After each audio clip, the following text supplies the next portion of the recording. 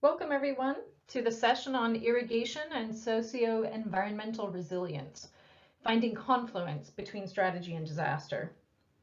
I am Nicola Four. I'm the director of the Feed the Future Innovation Lab for Small-Scale Irrigation, which is led by Texas A&M University and the Borlaug Institute for International Agricultural Development. I will be the moderator for today's session. This session comes out of recent research and practice in small-scale and farmer-led irrigation. We want to begin, therefore, by highlighting some characteristics of small-scale irrigation to frame the session.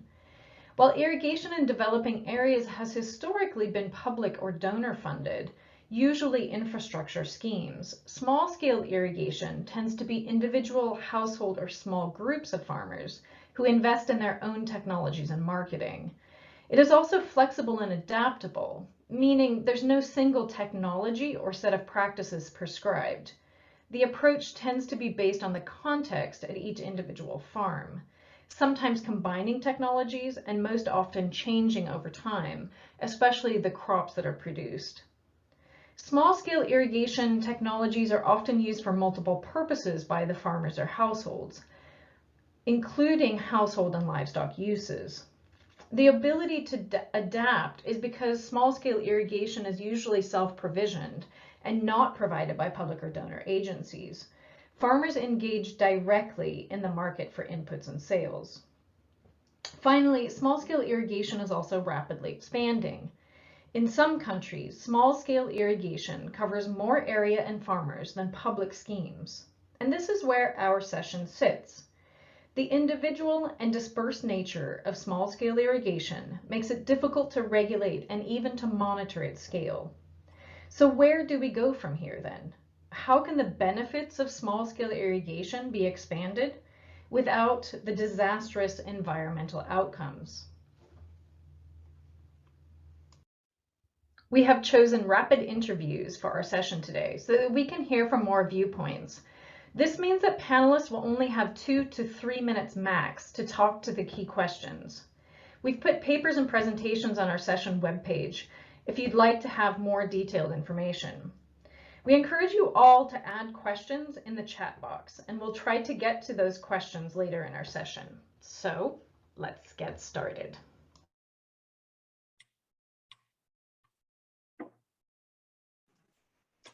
Our first topic centers on the question, can small-scale irrigation improve socioeconomic resilience? And on that question, we'll hear from 3 different panelists from very different perspectives as well. The first panelist is Claudia Ringler. Claudia Ringler is the Deputy Division Director for Environment and Production Technology at the International Food Policy Research Institute. Claudia, would you like to come in with your response to the first question on improving socioeconomic resilience from small-scale irrigation? Sure, happy to do so, and thanks for putting up this great session. So yes, small-scale irrigation can improve socioeconomic resilience, and as an economist, we are specifically looking into the numbers. So to what extent can irrigation increase yields, grow incomes, and also increase diet diversity, market linkages, and so forth of farmers. So clearly, it's a clear yes in pretty much all of these. If farmers have access to adequate tools, adequate finance, and obviously adequate markets. And it's becoming even more important, the resilience piece, because of climate variability and change. Of course, irrigation is still also a risky business. It's expensive to irrigate, the technology, the fuel, the labor. And of course, to make money with irrigation, you have to ideally also purchase other inputs, such as better seed, fertilizers, and crop protection. And you need to find this buyer. But the water risk, which is a key part of the production equation, is taking out of your full set of risk that you face as a farmer. So it's a big one. So if you get it right, farmers' incomes grows, you can pretty much grow double the amount of food or more, and you can grow more diverse foods, particularly vegetables. But socioeconomic resilience goes far beyond individual farmers. We can also grow rural incomes through spurring the development of agribusinesses, input suppliers, and actually to develop. Markets are often developed about larger sets of irrigated areas, or if you have many small irrigators. We can even go beyond the regional scale to the national scale. So we have done some research to show that more accelerated irrigation development in sub-Saharan Africa, for example, can lower food import dependency dramatically, to just about 15 to 20%, up from what's potentially 45 to 50% out in the future. So it can make a big difference, not only in domestic food security and nutrition, but also national food security, freeing up foreign exchange, and thus also increasing national socioeconomic resilience. Thank you. Thanks, Claudia. I'm going to skip over our farmer that will be joining us. We actually do have a video that he has sent in, but first I'm going to ask Wendy Jepson to respond to the question on small-scale irrigation and socioeconomic resilience. Dr. Wendy Jepson is a university professor in the Department of Geography at Texas A&M University. Her research addresses contemporary issues in political economy, human-environment interactions, and environmental governance. She's also the Associate Director for the Texas Water Resources Institute at Texas A&M, and she leads a National Science Foundation-funded household water insecurity experiences as the head of the Research Coordination Network.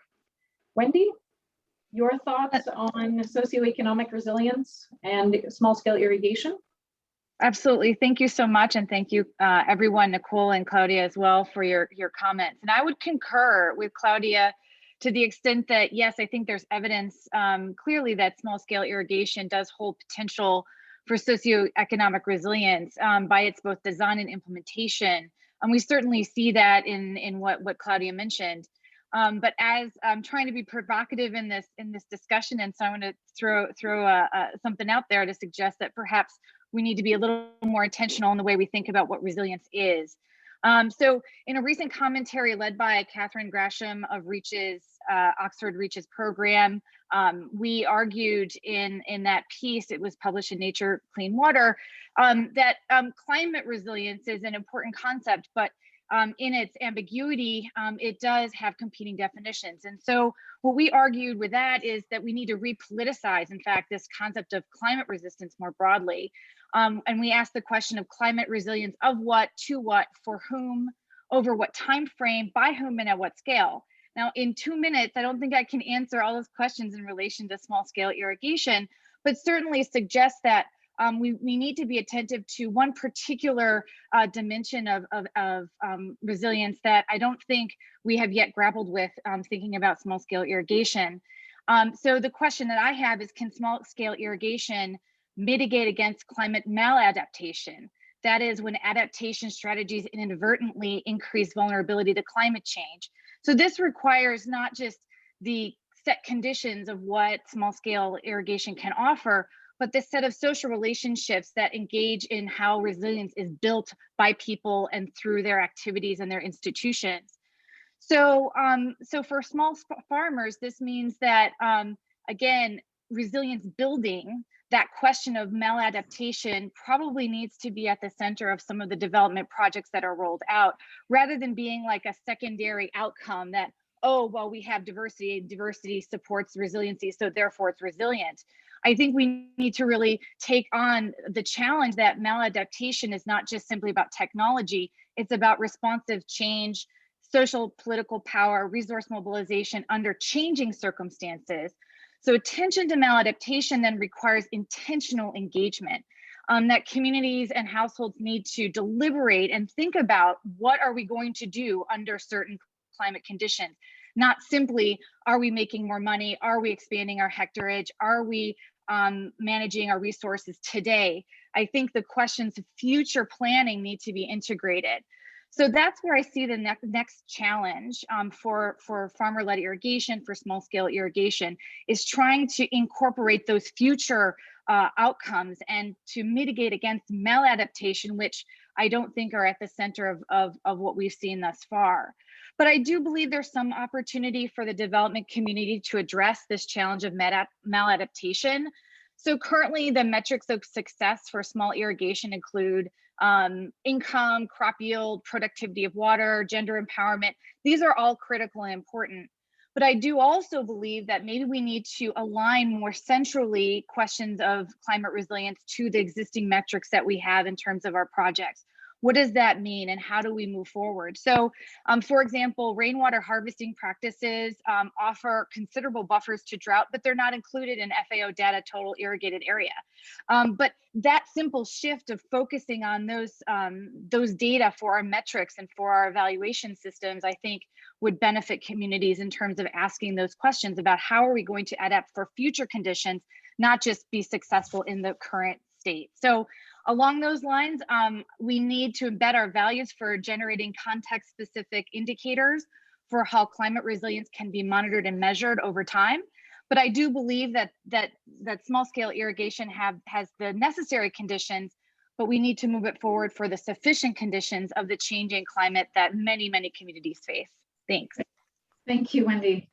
And I think those are really great questions for next generation research and what is emerging from the field. I'm going to play the video that was sent in from a farmer in Ghana. And the farmer is Bright Jabeng. And we have a recorded message because he was concerned about internet connectivity. He's currently transplanting seedlings onto his farm, so he wasn't able to travel to a larger town in order to join us.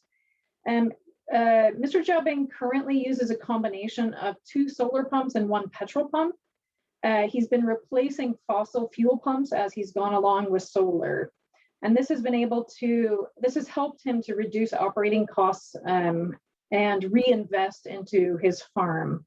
The audio has some issues because there was some wind as he was doing the recording, but hopefully you will get the main messages of what he sees as the benefits. Let's see, I need to.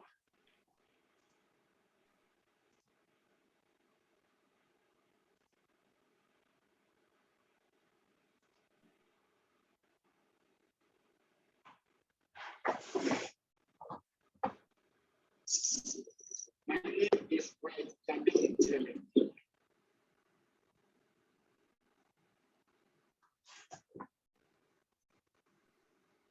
In the Brasso, support the fine district of Ghana.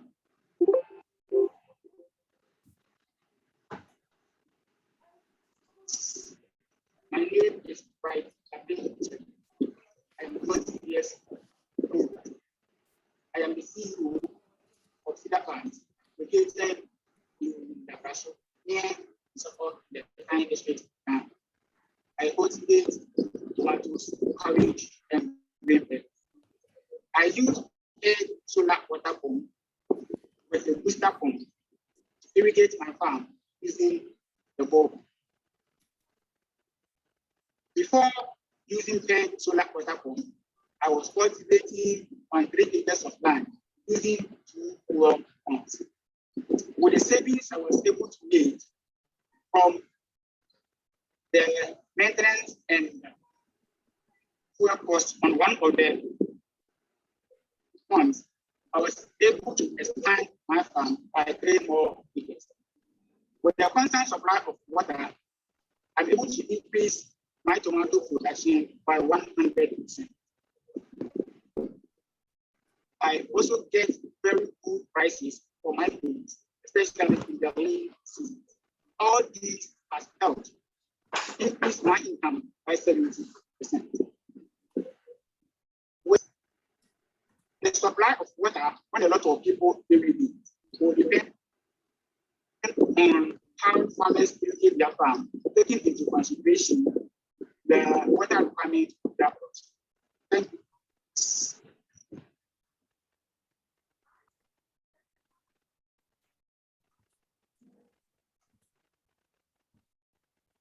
So I know that was a little bit difficult to hear at times, but one of the things that Bright says at the end is that he is concerned that as more farmers begin to irrigate, but they will begin to have problems over water. So it will depend on the type of irrigation that the different farmers are using and the crops that they're growing. So to me, this was also expressing that a lot of the farmers are beginning to think ahead on these issues. So the next topic that we have relates more directly to the ecological risks. So what are the ecological risks does irrigation pose if developed as usual? So if we continue to do irrigation as has been happening in these contexts, what should we expect? So the first person we wanted to hear from is Dr. Fatih Aziz. Fatih is currently a postdoc researcher in the Department of Ecology and Conservation Biology at Texas A&M University. She completed her PhD in climate and water resources at the University of Abomey in Benin. And she currently is on the Feed the Future Innovation Lab for small scale irrigation as a postdoc researcher. Fatih? Yeah, thank you, Nicole. A question about the ecological risks? Yeah, sure. Thank you very much. So my name is Fatih, as Nicole said, and I would like to start from the perspective of the climate change impacts, and then I'll go down to the ecological risks. So the IPCC 6th assessment report is highly confident that warming of the climate will have implications for flooding or drought. The projections show that parts of Asia and Africa will experience severe droughts. Worldwide, irrigation has been an important factor in raising the productivity of agriculture and ensuring predictability in outputs. In addition to contributing to the achievement of SDG 2, which is zero hunger, irrigation is also very critical for reaching several of the other SDGs. During the 1961-2009 period, the area equipped globally for irrigation increased by about 117%, with much of the extension happening in Asia. Currently, only about 7% of Africa's farmland is under irrigation, as opposed to 37% in Asia. The increasing population growth and food demand on the one hand, and the increasing pressure on rain-fed agriculture due to factors such as climate variability, on the other hand, has increased the calls for irrigation development, especially in the Africa region. In Ghana, for example, the government announced its determination to ramp up the speed and level of irrigation development, and this was just in July last year. The plan included the construction of large-scale multi-purpose dams, small-scale irrigation dams, and small earth dams. So far, about 437 dams have been newly awarded to contractors.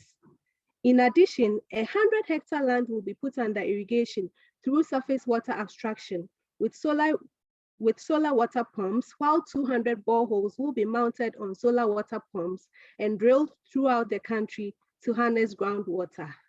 Now, problems related to irrigation development have been reported to include increased erosion, pollution of surface water and groundwater from agricultural biosites, and the deterioration of water quality, which mostly occurs through increased nutrient levels in the irrigation and in the drainage water.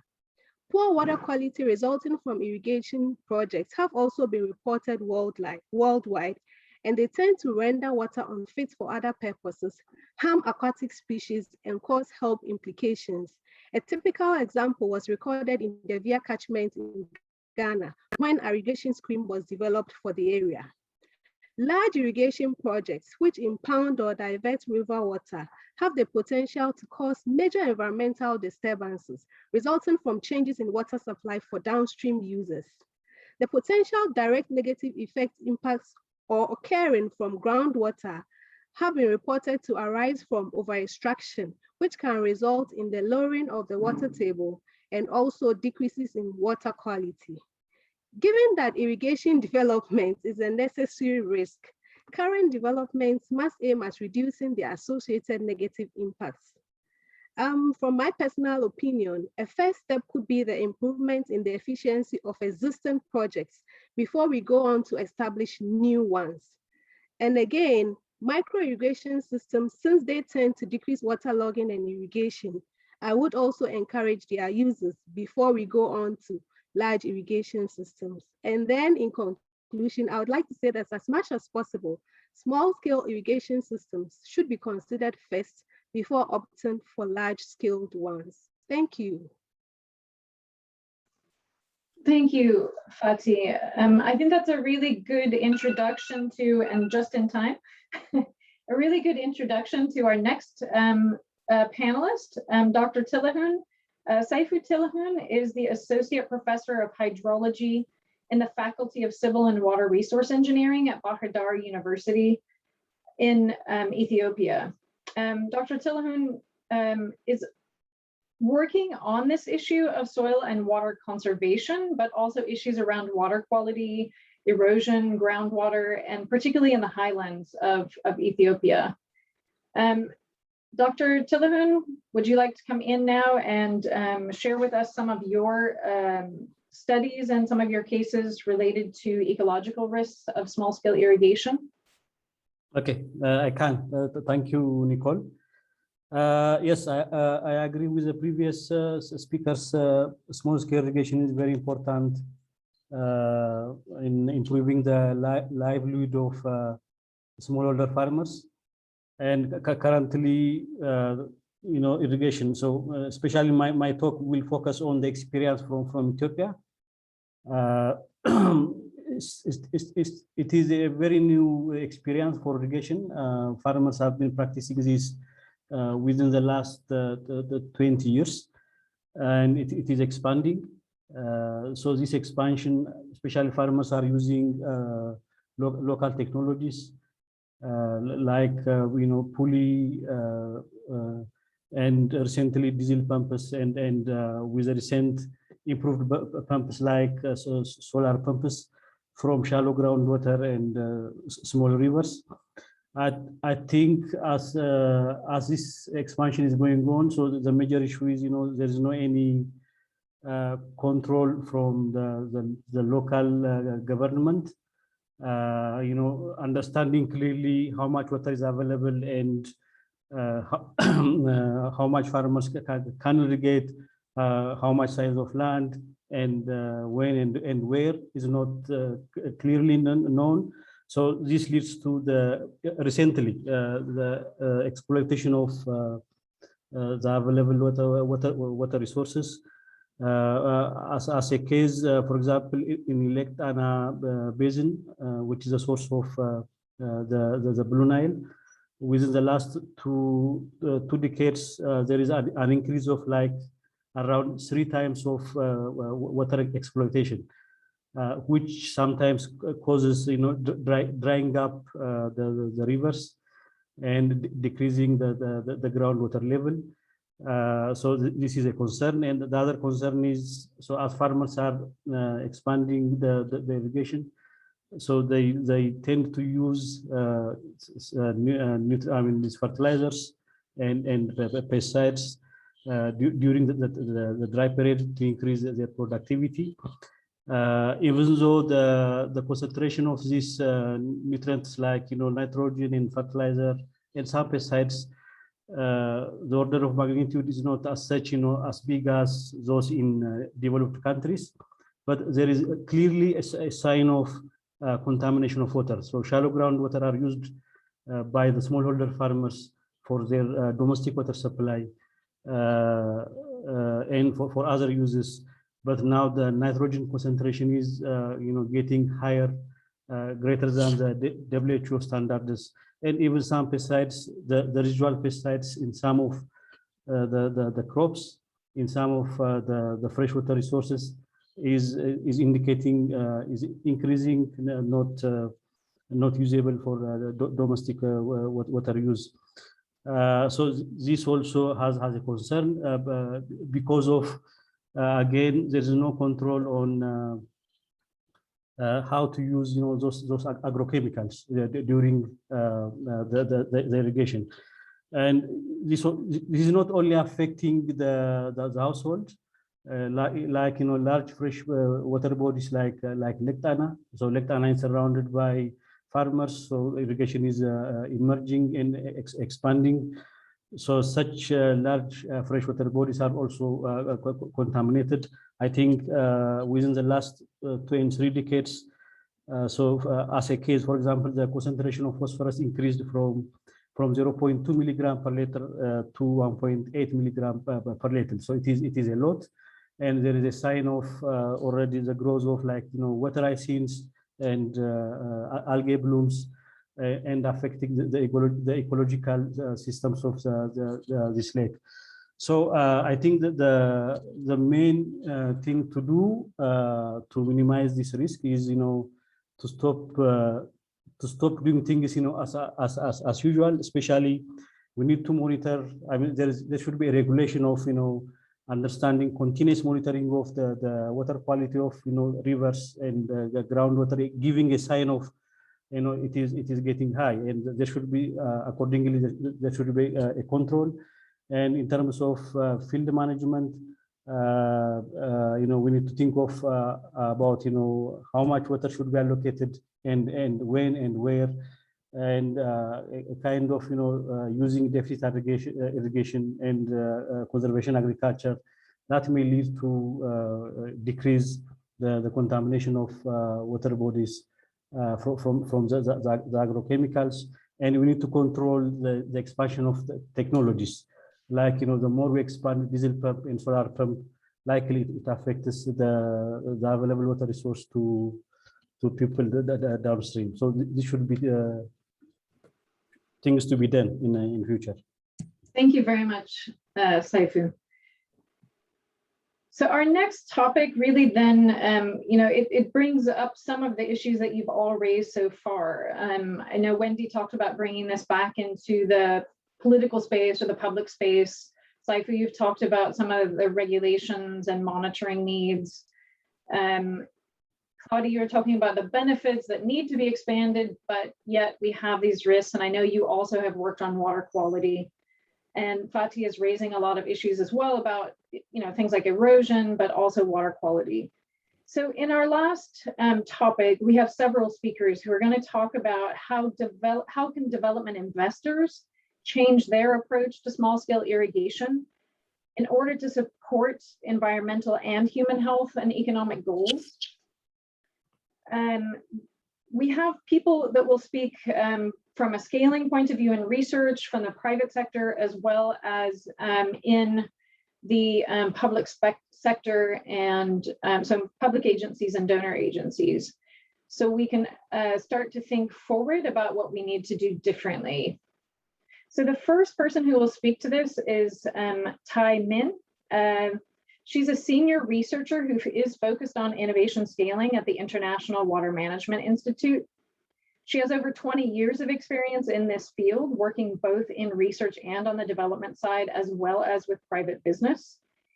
And Min is currently based in Ghana and works across several countries in sub-Saharan Africa.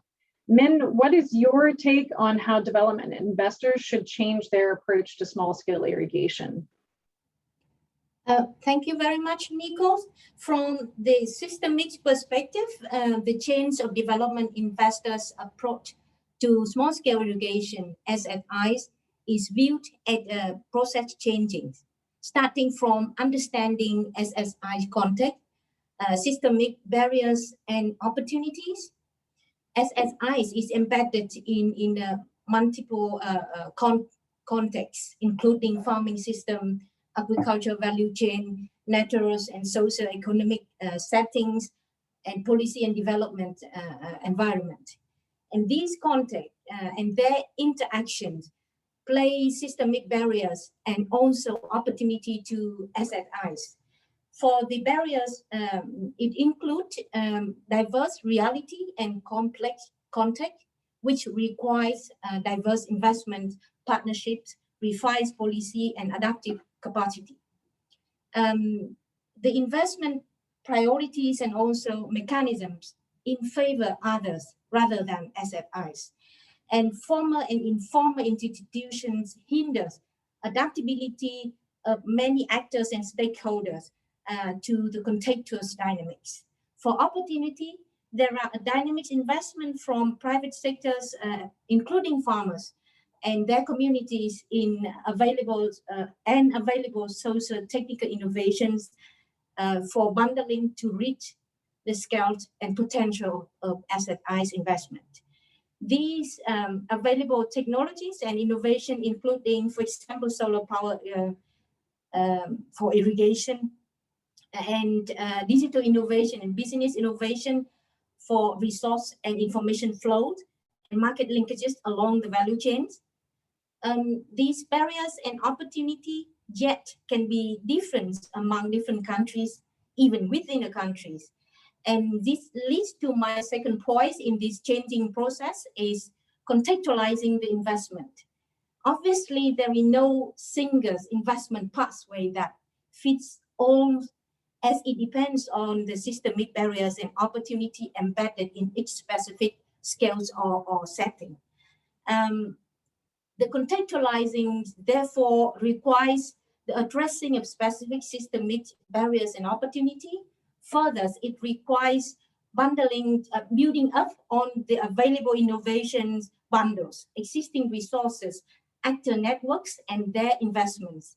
Finally, it requires tailoring the investment pathway to each scale or setting. For example, partnering with private sector to invest into SSIs require tailoring the investment to support diverse technology and services, diverse market segments, business models, and capacities to create win-win partnerships and business. These some of examples from our work across different countries in Africa under the scope of small-scale of LC projects, including the de-risk investment for private sector partners in Ghana, Ethiopia, and Mali to develop the inclusive business models for solar power irrigation to target the marginalized market segment in the bottom of the pyramid.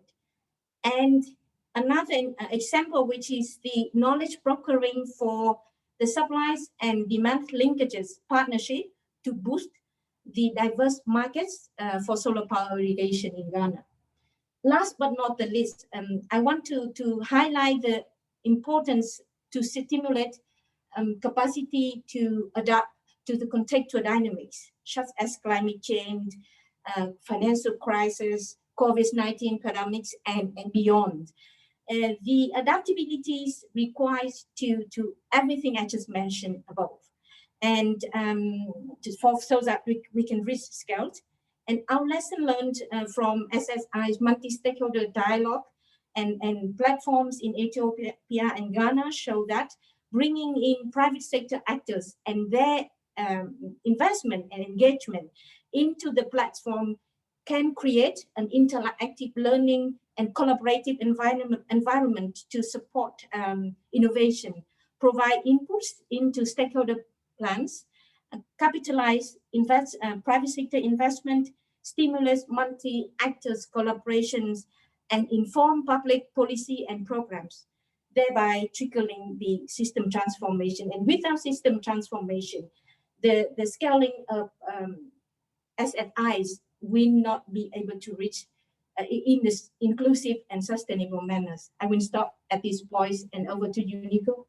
Okay, thank you very much, Min. And I mean, I think that these are, you're bringing in new points now, where it's not simply an issue of investing, but managing the ecological risks. You're actually now talking about the complexities of the market, of networks and partnerships, especially, you know, the emphasis on the context and the knowledge brokering, the collaboration and partnerships that have to happen within that. And also something that is new, that isn't investment as usual, is that there's no singular solution. You know, there isn't a single type of infrastructure as might have been in the past. You know, there is no single technological solution or single market solution. And I think that that sets it up really nicely for the next panelist, which is Toby Hammond.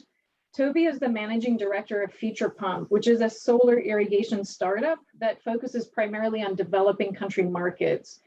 Future Pump manufactures and distributes with in-country partners across countries in Africa and Asia both. And as we have to talk more about bringing about this complex situation and bringing in the private sector including on issues of ecological risk, it's important for us to work with the private sector in doing that. Toby, would you like to share your perspective now on how development investors need to change their approach in consideration of the risks, but also the benefits at the same time? Thanks, I will give that a go. Yes. Yeah, so I suppose Future Pump, although we're a company, we are set up from scratch to try and balance the sort of people and planet axis, which is at the heart of this question, which is of course so difficult to do. We've sold about 9,000 solar pumps, small scale solar pumps so far, but that's a drop in the proverbial ocean in terms of the potential. And there are really 2 points I wanted to make in my 2 minutes today in response to this question about what investors can do. And the first is around quality of product. And the second is around size of equipment. I'll start with quality.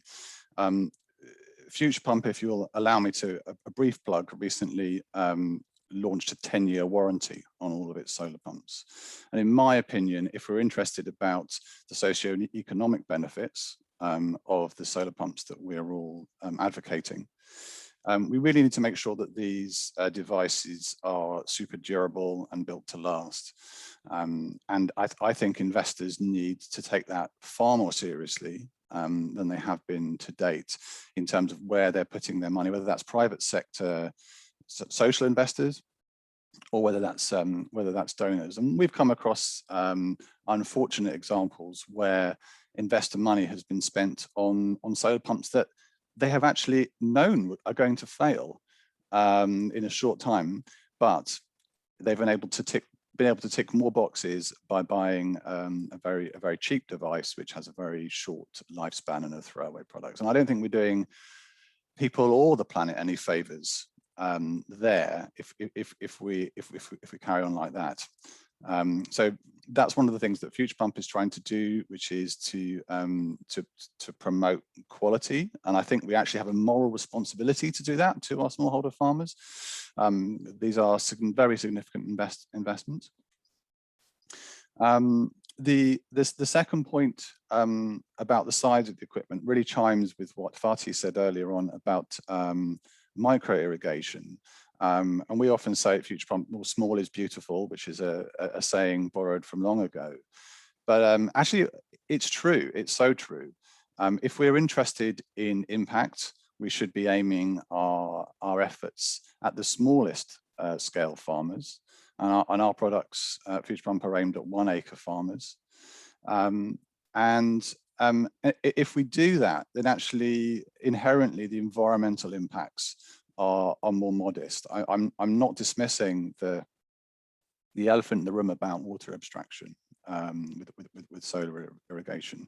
One of the things we've decided to do is focus on surface water, on very shallow water, which tends to be more renewable within the hydrological cycle. And it also tends to be water that small scale farmers can more economically access. It's right there in a shallow pond or a river or a stream. It's not 50 meters underground in an expensive borehole in fossil water resources. So I think we have a responsibility as a sort of sector to focus on the size of the farms and therefore the size of the equipment. And if we're allocating money to projects, we should not be subsidizing 20-hectare irrigation schemes and huge solar panels, because those things are going to consume a ton of water. We should be supporting small-scale farmers and encourage them to be careful with the water that they use on their crops. I think I could talk for longer, but I think I will leave it there, and I welcome any questions. Thank you. Great, thank you very much, Toby. And I think what you're talking about goes back to this issue of it being self-provisioned, for one thing, that we have to remember that these are farmer investments. And so what we're selling to farmers needs to suit their context. So both biophysically, as somewhat what you're talking about, but also as Min mentions, as context appropriate for the markets. Absolutely. So great, thank you very much. And the next person who we'll hear from on this same topic is Elizabeth Bryan. Elizabeth is a senior scientist in the Environment and Production Technology Division of the International Food Policy Research Institute. She focuses on climate change adaptation and mitigation and water resource management, among many other issues, I have to say. I've had the privilege of working with Elizabeth on a range of other topics as well. Elizabeth, if you would like to come in now, how do you see development investors changing their approach to irrigation development to support both the environment and the human health and economic growth goals? Thank you so much, Nicole, and thanks everyone for joining today. I would like to emphasize that development investors and project implementers really also need to consider the potential benefits of irrigation for food security and nutrition, and the pathways through which these outcomes can be achieved. One of the key pathways through which irrigation investments can improve nutrition is through production itself. With irrigation, farmers can grow more nutritious crops, as Claudia and other panelists have mentioned, like leafy greens, and they consume these directly. They can expand production into the dry season, which increases their access to food throughout the course of the year. So, for example, our research from Ghana shows that irrigating households have greater dietary diversity. They're more likely to consume fruits and vegetables, and they change the ways that they source foods because of their access to irrigated crops. Another important pathway through which irrigation can improve nutrition is the income pathway. So farmers can also sell their irrigated crops in the market and increase their farming profits. And they can then use this income to purchase healthy foods for their families, things like milk or eggs, which are often too costly for small farmers to afford. Research from Ethiopia shows that the income pathway is especially important in helping irrigating households diversify their diets. The third pathway through which irrigation can affect nutrition and health is the water supply pathway, and the effects can be both positive and negative. On the positive side, irrigation can increase households' access to water for domestic uses if the water is of adequate quality for household use. While on the negative side, as others have mentioned, there are risks that irrigation may deteriorate water quality. So irrigation water needs to be managed properly to avoid these risks, but also to take advantage of the potential benefits of using water for multiple purposes where appropriate. The last pathway is the women's empowerment pathway. Women play an essential role in ensuring that irrigation results in better nutrition and health, especially when they're involved in irrigation decision-making and in decisions on the use of income from irrigation. And when they have access to resources that are needed to fully participate in and benefit from irrigation. So what does all this mean? There are several steps that governments, development partners, and social enterprises can take to enhance the food security and nutrition benefits of irrigation investments along these pathways. And these steps may include, among other things, promoting production of irrigated crops that address nutritional deficiencies in a particular context. So these might be things like vitamin A rich crops, if that's an issue. Another option is to design irrigation infrastructure to safely serve multiple purposes. So having more intentionality behind the design of multiple use systems so that it can meet both productive and domestic needs. Another thing that partners need to consider is amplifying women's voices in the design and management of irrigation and ensuring that women not only participate, but also benefit from interventions. It's also really important to track the success of irrigation projects based on nutrition and health objectives. This includes measuring changes along various pathways between irrigation and nutrition, like changes in crop selection, dietary diversity, and access to water for domestic purposes. And when carefully planned and monitored, irrigation investments can bring us one step closer to our shared goals of zero hunger and better nutrition for all. Over to you, Nicole. Thanks, Elizabeth. And this raises some points we hadn't heard yet, showing even more the complexity of developing small-scale irrigation, because now we're looking at so many different goals at the same time. So now we're adding issues specifically related to equity, women's empowerment and inclusion, multiple uses, which also help protect health. So those are further adding to the complexity and bring to mind some of the things that we have to consider in addition to the other issues when designing any type of intervention to support farmers who want to invest in irrigation. And I think that's actually a good intro to, I'm going to change the order here actually because of your raising these points at the country level and at the subnational level. And I'm going to ask Belete Bantero to speak next on this issue. Belete is, he's the Senior Transformation Specialist for Power Access at the Ethiopian Agricultural Transformation Agency. Beyond that current position, Belete has a lot of experience previously in irrigation and natural resource and agricultural programs. Belete, from the Ethiopian perspective, can you kind of summarize how government is, or from your perspective and your experience, how government is addressing all of these complexities as it looks to implement small-scale and support small-scale irrigation development? Thank you, Nicole. Thank you, Nicole, and participants. I'm happy today to engage in this important session and to share Ethiopian perspective. I'm Belete Bantero from Ethiopian Agricultural Transformation Agency, leading a new power access project, which is Rockefeller Foundation funded a pilot project to promote private sectors on mini grid solutions for irrigation. I'm happy, just recently transferred from transformational agenda activities. So I'm just, in a few minutes, I will share you just small summarized note, what's Ethiopia's perspective. Yes, irrigation is very complex.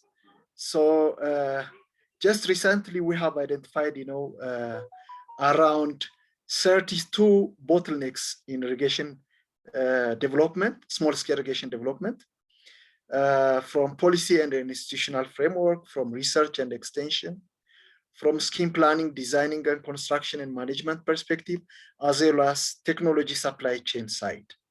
So to address, we have identified some short-term, medium-term solutions to address those problems and challenges.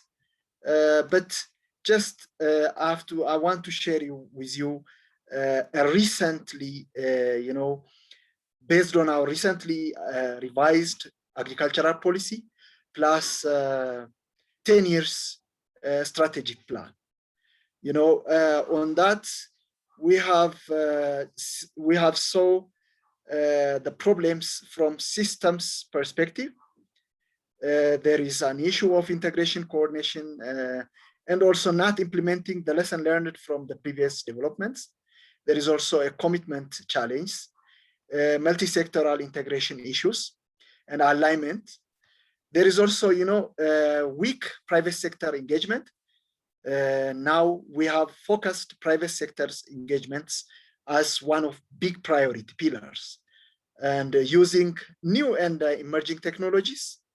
We have also identified the institutional challenge, integration, overlapping of mandates, and let's see. So with this perspective, we have identified which areas we have to focus to accelerate our achievements of strategic objectives, to ensure greater consistency on our interventions. We have also saw the resource mobilization, monitoring and evaluation sites. Coming to, we have so many donors, programs, and a lot of initiatives undergoing in the country with different development partners, just including, World Bank, European, GIZ, DANIDA, Bill and Melinda Gates Foundation, USAID, Feed the Future programs.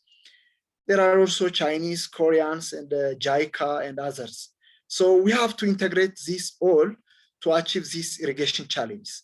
So with this, I want to share you just we have, designed, we have tried to see and we advise to the investors this approach. We saw what our small-scale irrigation have an impact from a smallholder perspective and from broader impact perspective. What do we mean by a smallholder? The productivity, inclusiveness, commercial orientation, and income level of smallholder farmers. When we see broader impact, what do we have gain like from import substitution, export generation, value addition, process, and cross-cutting issues? From other angle, this is ease of implementation. How feasible, how we can achieve the sustainability, timeliness with short period of time to address our challenge. So with this perspective, we evaluated our plans, our next policies, and everything will be streamlined with this perspective. Meanwhile, we have seen the root causes, the detailed challenge, the accountabilities of each partners and interventions. We have also accountability framework to review all the activities.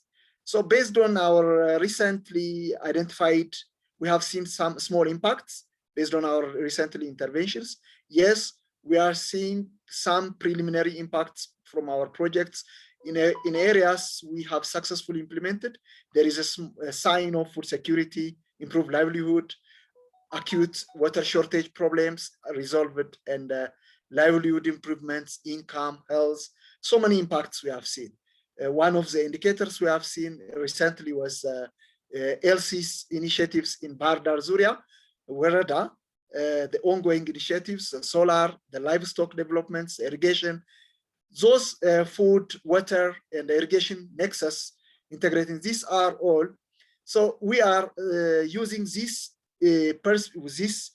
achievements in our 12, our policy focus on 12 areas. Now we are integrating these all developments in agricultural areas. Irrigation was one of the pillars in which we will focus also on groundwater, innovative financing mechanisms, and irrigation water management and governance. Thank you. Thank you. Thank you, Belze. And it sounds like another sort of future question and emerging issue is coordination of all of these different activities.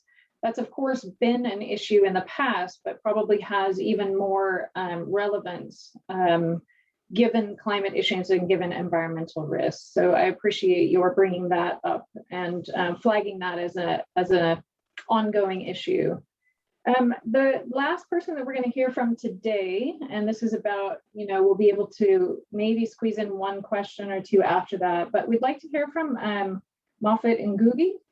And I don't think I have his current position, but I know he leads the food security and environment team, or was doing that. Maybe Moffat, you'll have to give us your current position. But Moffat is with USAID and works in the Bureau for Resilience and Food Security.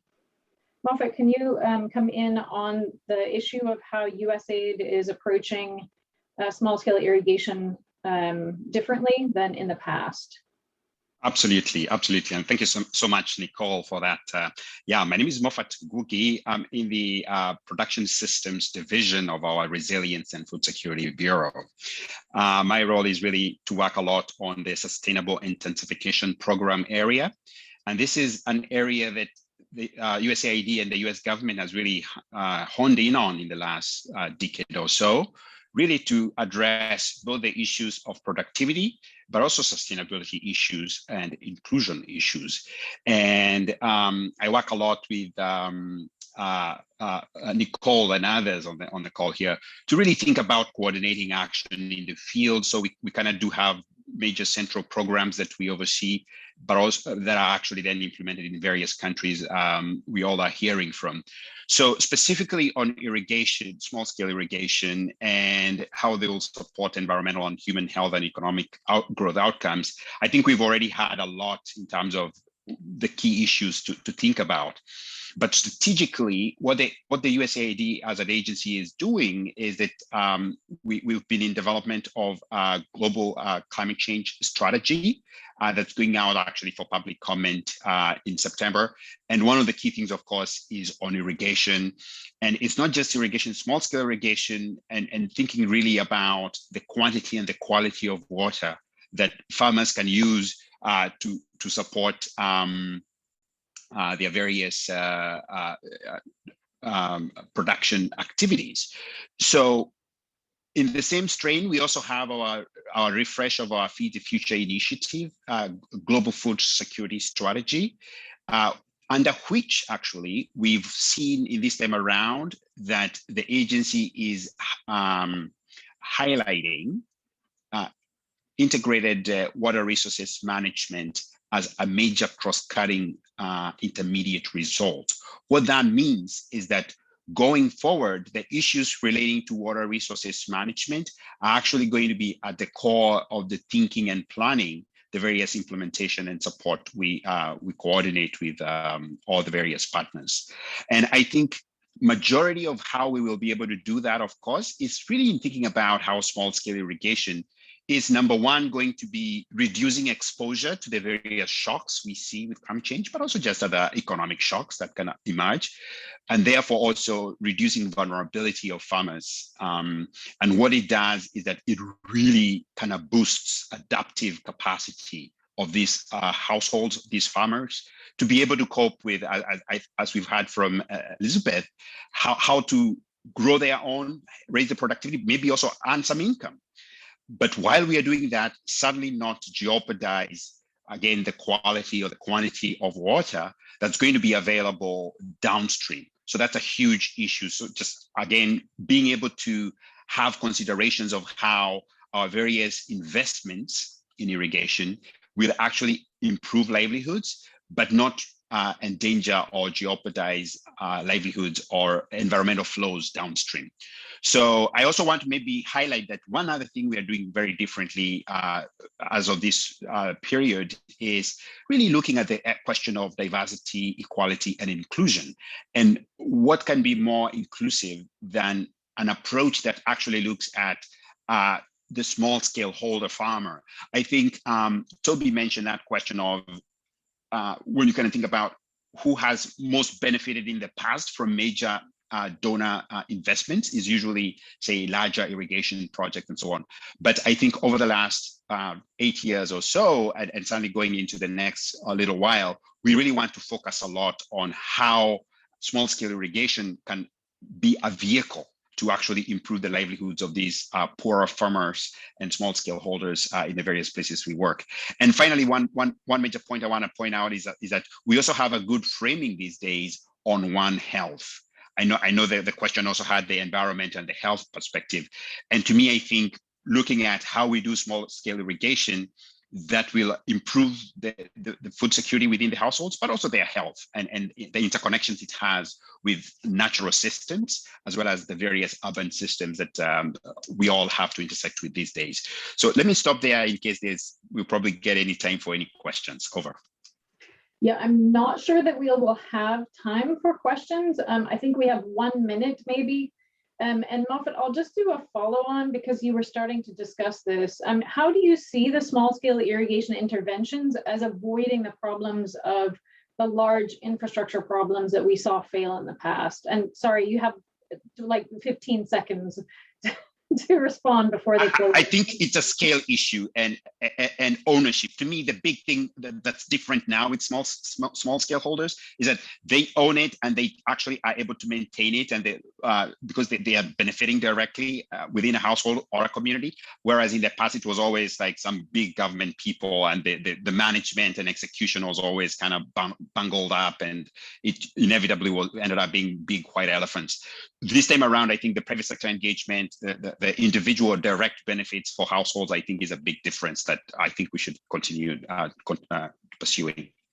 Thanks, Moffat. And I think that follows up nicely also with Toby's position as well, and what Future Pump is doing, as well as others in the same space. Unfortunately, we do have to close here. I think they will shut our session down kind of right on the mark. I want to thank everyone, all of our panelists, first of all, for participating. The video of the farmer, we'll put that on the session webpage so people can actually see it. I know that we had some technical issues showing it. It was something sent through WhatsApp, so it wasn't clear. Also, all of the participants who are joining live and who will join in the replayed session. And of course, I want to thank USAID for all of the different projects, not just the one I lead, but other projects as well that they're supporting in the small scale irrigation and farmer-led irrigation space. Without you, we couldn't have managed this session. So thank you all very much, and look forward to seeing you again, hopefully in person at other meetings soon. Bye, everyone. Bye. Thanks. Bye. Thank you. Bye. Bye-bye. Thank Bye. you. Bye.